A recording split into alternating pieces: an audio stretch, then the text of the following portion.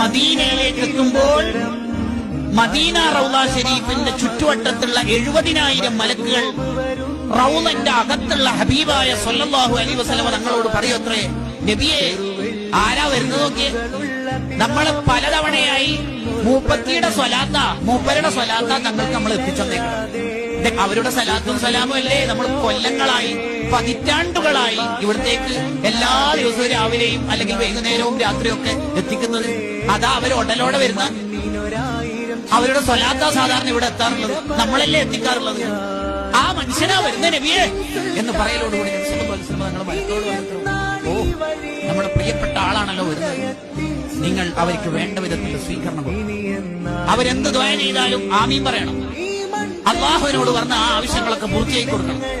അവരെ നിങ്ങൾ മുസാഫഹത്ത് ചെയ്യണം. അവർക്ക് വേണ്ടതെല്ലാം ചെയ്തു കൊടുക്കണം. ആരുമില്ലാത്ത യൗമലായം സൗമാലും വല ബനൂൻ, ആരുമില്ലാത്ത പരലോകത്ത് ഞാൻ അവർക്ക് ശഫാഅത്ത് ചെയ്തോളാം.